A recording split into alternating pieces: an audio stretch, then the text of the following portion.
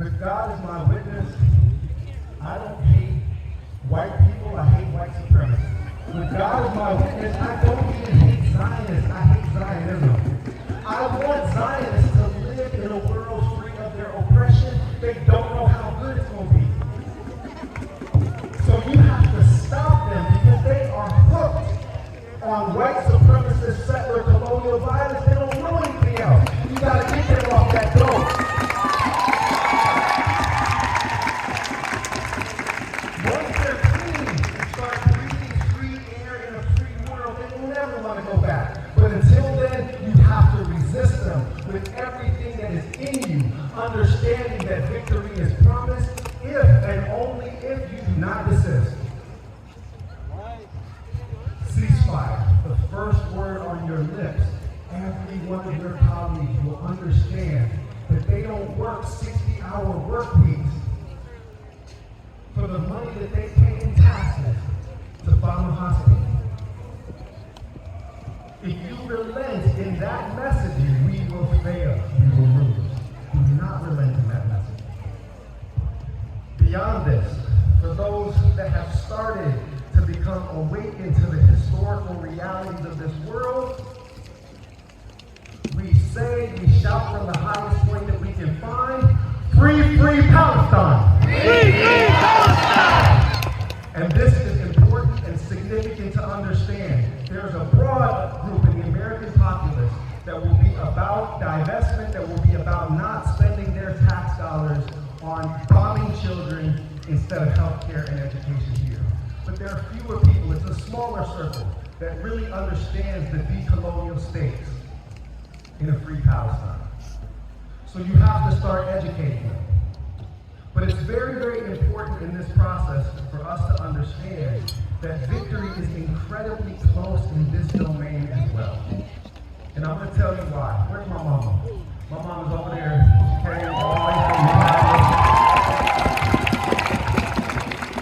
the And when I was a teenager, we marched together for an end to apartheid in South Africa. Okay? And into the late 1980s, it seemed as though apartheid South Africa was never going to fall. Believe me, the economic and financial interests in the war apparatus in South Africa were extensive, just like they are in the state of Israel. The relationship between the U.S., between major universities, and the South African state were close because settler colonies stick together. But what happened is that starting like HBCU campuses, historically black colleges and universities, students began to organize. Students began to protest. And those protests spread from HBCUs to every campus through the country. And before we knew it, apartheid in South Africa was dead. One day to the next. Nelson Mandela was still on United States terrorist list as a leader of the African National Congress when he was sworn in as president of South Africa. Just like that, apartheid in Israel will fall.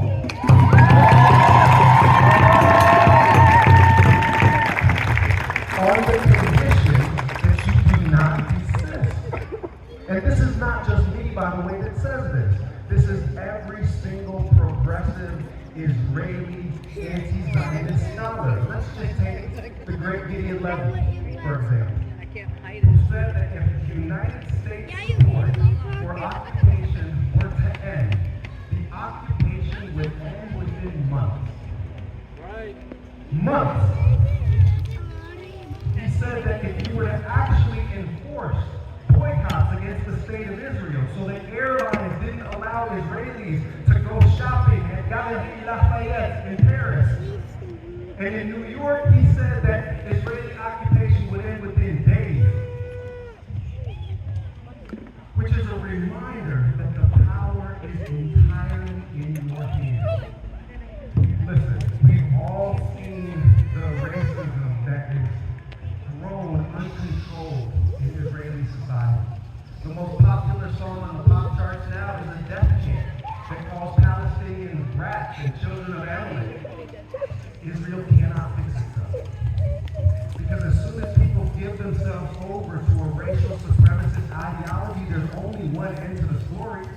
exterminate the brutes.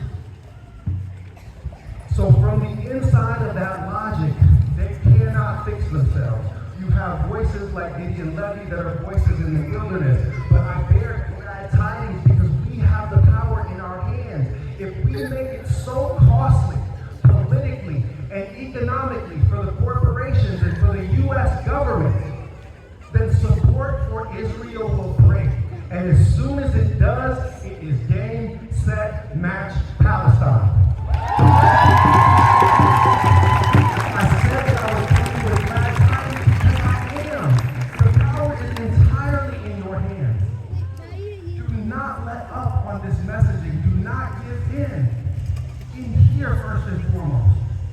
The prophet said, if you see an injustice, stop it with your hand. If you can't stop it with your hand, then speak against it with your tongue.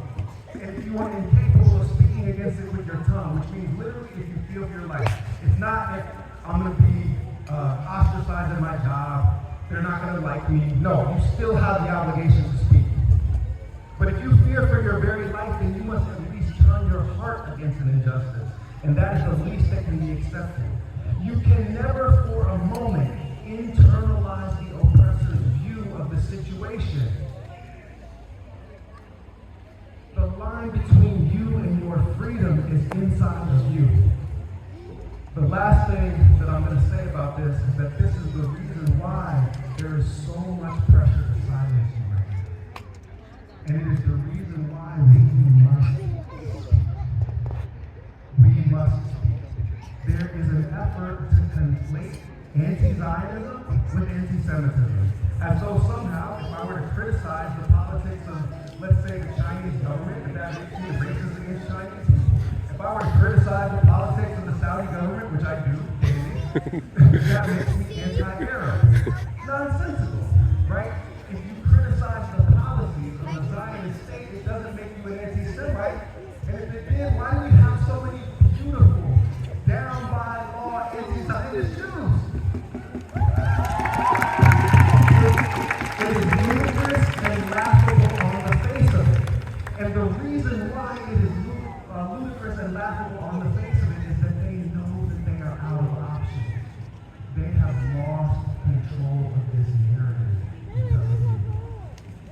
And what is coming in the next few months, I'm just going to warn you, they're going to try to clamp down. They're going to dox you. They already sent an open letter to the Chancellor University trying to get me fired. They followed it up with one to my department 2 weeks later. They can keep writing all day. They can keep writing all day. It's not going to stop me from speaking because right is right and wrong is wrong. And the only reason why they're trying to cow and intimidate us is because they know how close to defeat they actually are.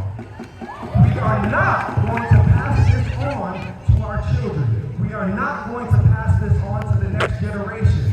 The next generation will live in a Palestine that is free from the river to the sea.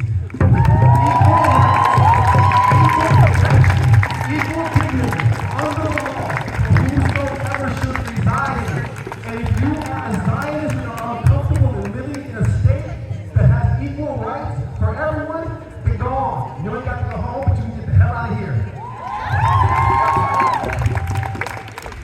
And that is, as I mentioned, a glad tidings. Listen, South Africa still has lots of problems of hate and inequality.